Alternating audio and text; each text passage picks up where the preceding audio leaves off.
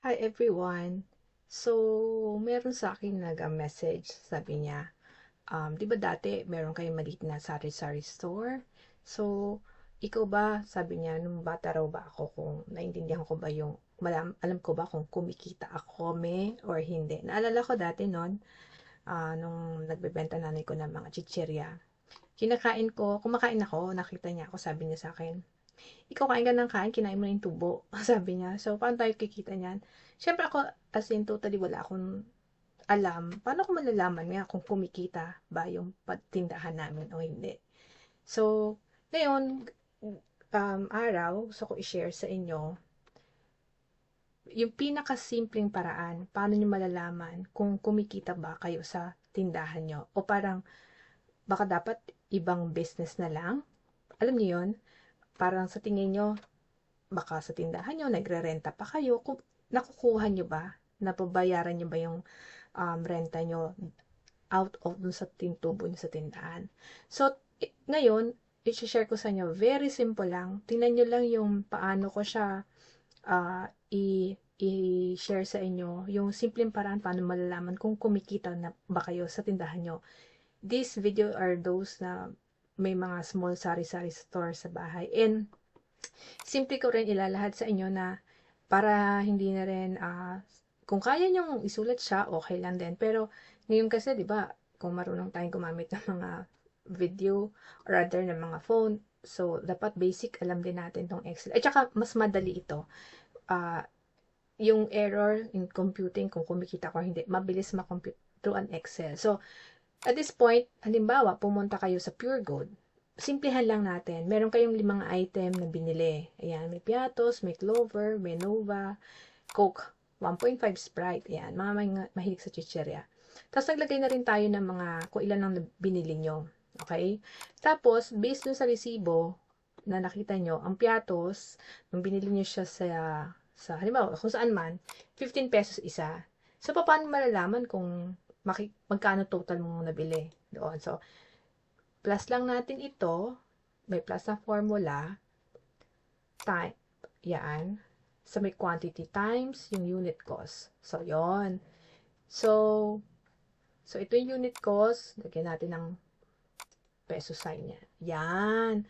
Tapos ito, i-drag down lang natin para mabilis. Alright. So, kita nyo, no? Lagyan din natin siya ng peso sign. Yan. Ngayon, total natin, magkano ba itong napamili mo? Ayun. So, halimbawa, nung November 1, namili ka sa, kung saan man, Pure Gold o Palengke, at ang nagastos mo rito, yung sa pamimili mo is 1,170. Yan muna pag-usapan natin, ha? So, 1,170. Bumili ka nung November 1. Ngayon, dating na, ano bang panahon ngayon, 11/28, patapos na yung buwan ng Nobyembre, no? Inventaryohin na natin. Kung ito halimbawa ang pinamili mo, simpleng 5, ito inventaryo. Inventaryo pati rin yung pagbebenta mo. So, gawa ka ulit na isang sheet, kuha ka ulit na isang sheet, kopyahin mo lang. Okay, para mabilis lang, kopyahin mo lang itong sinulat mo dyan. Yan. Kopyahin mo. Right click, tapos yan, piatos. Yan. Hopefully, pareho lang. Yung beginning balance, ibig sabihin, ito yung nabili mo. Ito yung umpisa. Diba? Ayan, nakuha nyo ba yan? Tapos, nung nag-inventaryo ka, halimbawa, ngayong November 28, diba? Ang assumption natin na itong mga binili ng um, mo noong November 1 ay lahat yaan, yung natira dyan, eto, nabilang mo yan. Pumunta ka sa tindahan mo, binilang mo, ilan natirang piatos? 2, Clover, 4, Nova, 2, Coke, 2, Sprite, 2. So, yun na lang yung natira. Okay? So, para natin malaman kung ilan ba yung nabili. Assumption nito, lahat ng nawala ron is nabenta at hindi ka kumain. Okay? Yun mo nang i-assume natin dyan, ha? So, 10 minus 2, kasi sabi ko mabilis lang siya, i-drag down nyo siya. Ayan. So, lumalabas, ang total na nabenta mo, ito, nasa column na yan. Okay? Tapos, ito yung puhunan, yung cost na tinatawag. Makikita natin yan dyan kung ano man yung amount na pagbili mo dito sa mga item na to. Ngayon, kukomputin mo, magkano ba yung total na inventory mo as of November 28. Pag sinabi natin inventaryo, hindi lang natin pinag-usapan dito yung item na natira. Dapat maa-account mo rin magkano yung halaga noon. Kasi importante yun eh. Okay? So, ito, ang formula niyan, multiply mo yung ending balance. Ito, multiply mo siya sa cost. Ayan. Tapos, i-drag down mo siya ulit. Alright.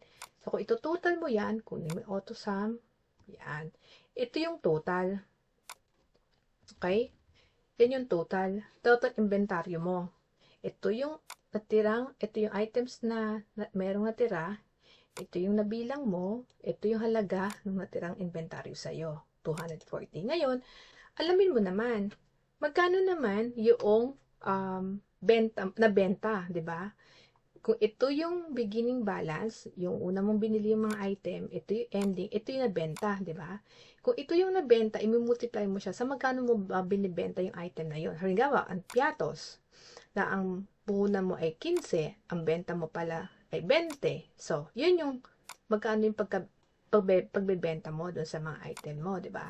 So, tingnan mo ngayon magkano yung total mo benta for the month of November. So, i-multiply mo siya. Selling price times mo siya doon sa item sold. Alright? So, ayan yun. Ibaba mo siya, i-drag down mo siya, lagyan mo siya ng peso sign para alam mo na pag-usap mo niya yung benta, at i-total mo siya. Alright? So, 1,340 pala yung total sales mo. Ngayon, paano malaman kung kumikita ka? Okay, ganito ang paraan na yan. Magkano yung binili mo, total na binili mo nung November 1? Di ba 1,170? So, ito. Paano kumikita ka ba? Yan. Dito natin ilagay dito yung profit or loss statement. Yan ang basic lang dyan. Okay? Okay. Magkano ba yung benta mo? Lagay na lang natin ito. Okay ng basic. For the month of November. Yan. Una, pag-usapan natin yung sales. Yan. Magkano ba yung sales mo nung month of November? Ito, sabi 1,340, tama? Ito yung total mo benta sa mga items na nabenta nga. Ito yung total amount. Okay? So, gagawin mo dyan, plus mo lang yan, tapos ilink mo yan, presto. Ayun na yung sales. Less yung cost of sales. Diba? At magkano ba yung cost of sales niyan? Okay? So, ang gagawin mo, gagawa ka ulit ng cost of sales dito. Lagay lang natin ang COS or cost of sales. Yung puhunan. Okay? Puhunan ang ibig sabihin ng cost of sales. Yung amount na nabenta mo, i-multiply mo rito ang cost. Gets nyo? Yung amount na nabenta, multiply mo ang cost. Alright? So, ayan yan. Okay? I-add mo yan. Alright? So, yung cost of sales, ayun pala siya. Ito na yung sinasabi nilang gross profit.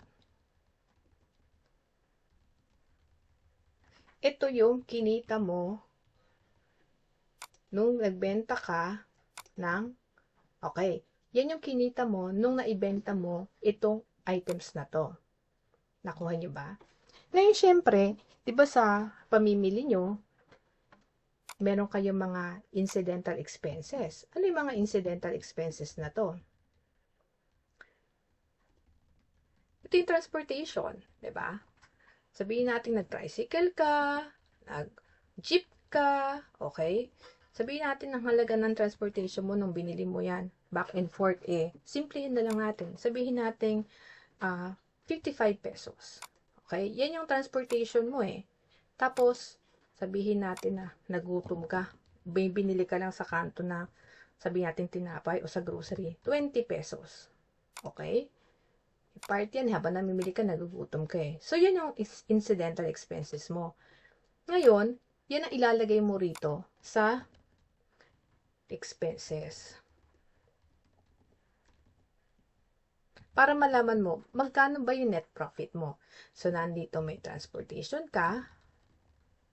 Meron kang meal, kumain ka kasi. Diba? Yun ang naalala mo nung time na binili mo yun, ha?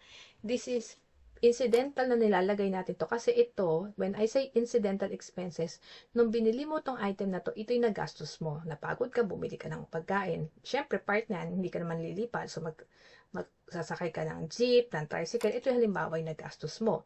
So, itong item na to, i-add mo siya dito. So, ang transportation mo dito, nung bumili ka is 55. Yung meal mo dito, kumain ka ng pandesal, yan. I-add mo ngayon yan. Alright? So, sa pag-add mo yan, yung malalaman, ito pala yung total na nagastos ko related doon sa pagtitinda ko, 'di ba? Ito expenses mo 75. So dito lumalabas yung net profit. Okay? Ito yung net profit. Kumbaga, nung nagbenta ka, okay, 410 less 75. Nung nagbenta ka for the month of November, naglagay ka ng maliit na sari-sari store sa bintana ng bahay nyo. Ito yung mga binibenta mo. Very religious ka, hindi mo kinakain ang paninda mo. Nag-inventaryo ka yan. Yan ang assumption natin, ha? Nung ginagawa mo yan, ito, in-inventaryo mo siya. Ginamit mo yung ref ng bahay nyo para palamigin yan. Ganon, ha? Sisimplihan lang natin yan. Tapos, ang expenses na in-account mo dyan, related dyan si transportation, meal, 75 pesos. So, may net profit ka 335. Okay. Assuming, okay lang, isa pa to. Assuming, nung ginagamit mo yung, syempre, pinalamig mo yung Coke, Sprite, ganyan, sa ano nyo, sa bahay nyo. Tapos sabi ng nanay mo sa'yo, ay, nako, kinukuha mo yung lamig ng ref. Bis nagpapalamig tayo, bayaran mo ako ng 100 ngayong buwan ng November. Share mo yan sa pagpapalamig dyan sa mga paninda mo para maibenta mo siya. Kung gano'n ang siste, pwede mo ilagay yan dito. Kasi part siya, incidental siya eh. Diba? So, sabihin mo rito yung electrical charges. Yan yung sabi ng nanay mo. Bigyan mo ako 100. Bayad dyan. Para pinapalamig mo yung yung mga paninda mo. Diba? So, sige, isama mo siya kasi binigyan mo nanay mo ng 100. So, ang nagastos mo is 175 for the expenses, okay? Ngayon, tingnan na natin. Magkano na yung kinita mo, 'di ba? Ang net profit mo dahil diyan. 410 less 175, meron kang net profit na for selling these 5 items month of November, kumita ka ng 235 pesos. May 235 ka na, maaaring mangyaring gawin mo dyan, meron ka pa naman, may pera ka ng 1,340, pwede mo yan paikutin, 'di ba? Yan, yung 1,340 mo, pwede ka bumili ulit ng ibang item, idagdag mo, kasi naubos na eh. Diyan lumalabas ang entrepreneur na masino, mapapaikot niya yung pera. So, what I'm teaching you is very basic. Very basic ito sa pagko-compute kung kumikita ka ba o nalulugi ka ba. So, ang assumption dito ay hindi ka kumain ng paninda mo, na ibenta mo siyang lahat. During the time na binili mo yung item, meron kang sumakay ka, ito yung gastos mo, kumain ka halimbawa ng pandesal, tapos for 1 month na nilalagak mo ng mga soft drinks sa bahay nyo, dahil ano ka lang, nagbukas kang tindahan sa bahay nyo, may bintana ron, sabi ng nanay mo, magbayad ka ng 100 pesos per month, share mo yan. So, essentially, kumita ka. So, pag nakita mo to, very effective palang tindahan ko. I think, kailangan mo pang dagdagan ang paninda mo. Diyan na naman ang papasok na isusulat mo ulit dito. Dadagdagan mo ulit. 'Di ba? Dadagdagan mo ulit ng item dito, either magdagdag ka rito. Sundan mo lang siya. Sundan mo lang yung proseso. Ito, kung meron kang idadagdag na bago, singit mo lang. Maglagay ka rin ng additional item dito. Mababa, ganyan. Diba? Kunwari nagdagdag ka diba? Item sold. Tapos, bago na naman, kasi bago to diba? Ito ending inventory. You either create another file. Sorry, you can create another file na parang ganito rin siya. Create kayo. Month naman ng December, diba? So, dito maglalagay ka ng November. Ito naman, December. So, kopyahin mo ulit ano yung mga item na yon.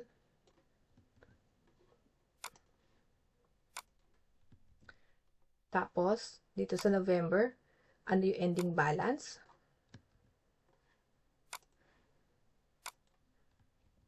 Diba? Tapos, ano yung additional? Yung bumili ka, halimbawa, nung December 1, nagdagdag ka. Halimbawa, para madali na lang discussion, lahat 10. Okay? Tapos, total merchandise mo, yan na. A-add mo lang siya. Ito yung sinasabi ko, very easy to use yung Excel. Basta alam mo lang paano mo siya gawin. Mas mabilis yung kaysa sinusulat-sulat kamay mo siya. Very easy gamitin to. Total merchandise. O, sundan nyo na lang ulit to. Magkano yung, ito yun, diba? Inventory and sales for the month of, gawin mo naman tong December. Okay? Benta mo rito yung items sold. Diba? So, sundan nyo lang itong thought process na framework na binigay ko sa inyo. At makikita nyo rito kung kumikita kayo. Kasi kung hindi kayo kumikita sa akin, kung negative pa to, kung halimbawa sabihin natin na, halimbawa lang dito, diba? Kinain ka, nagdatingan ng mga barkada mo, sabi mo, nagdatingan ng mga barkada mo, meron kang sabihin natin na, representation. Representation yung pa nagsishare. Sa layman's term, representation expenses. Pag sa business, meron kang tinitreat, so parang nag-represent mo yung company mo, so you share, you buy food for them, so representation yon. Halimbawa, nagdatingan ng mga barkada mo, sabihin natin, o kumuha kayo ng isang coke, ay magkano ba yung halaga ng coke sa'yo, diba? Dito na lang, ganito na lang yan. Tutulad, ikaw may-ari, halimbawa, kumuha ka ng isang coke, 1.5, diba? So, kumuha ka ng isa, magkano ba yung isa? Siyempre, hindi mahalaga yung presyo kasi binili mo siya. Yung cost, yun ang gawin mo. So, magkano ba yung cost noon? 30 pesos, di ba? Tapos, nung dumating yan, binamasa mo yung Nova mo. Kumuha kayo ng 2. Magkano ba yung cost ng Nova? 15. So, dito, i-multiply mo, ito yung representation mo representation expenses mo. Kasi nagdating yung barkada mo, pinainom mo, okay? Binigyan mo ng 2 Nova, yung halaga yan, 30. So, ang total niyan is 60, diba? Total representation. Okay. So, ganun pa man, kahit nagdatingan ng mga barkada mo, syempre, para tingin mo, kita ba ako? I-add mo yan. So, magkano ang total expenses mo? So, you have to be transparent also with your business. Hindi ka parang, huwag kang blindsided na, hindi, kumikita talaga ako. So, hindi, you have to be transparent kung talagang kumikita ka or hindi. Hindi yan ang dyan. Tinuturuan ko lang kayo. Very simple. Nung bata ko, hindi ko na may ganito. So, yan. So, kahit nagdating yung barkada mo para bisitahin ka, makikita mo rito na, ay, kumikita. May pag-asa. Pwede yung mga nabenta mo nung November na ito yung pera mo diba? 1,340. Pwede ka ulit bumili ng another batch na mga piatos, clover, nova. Diyan ka muna mag-start sa 5 items. Diba? Yan ang mga mabenta. Yan ang gusto ng mga kabataan, chichire. Yan ang gamitin mo na paikutin mo hanggang makilala ka, hanggang palaguin mo. Sa simpleng pagmamanage ng gantong records, dito makikita kung kumikita ka. Dito makikita, malalaman sa pagpasok mo sa sari-sari, small sari-sari store business kung kumikita ka. And this is very simple. Kung medyo nalilito ka, continue to pakinggan mo itong video, and then, or if you have questions, just leave sa comments down below. And willing ko yung sagutin. Alright? Thank you, and hopefully have a very profitable day to everyone. Alright? See you in my next video.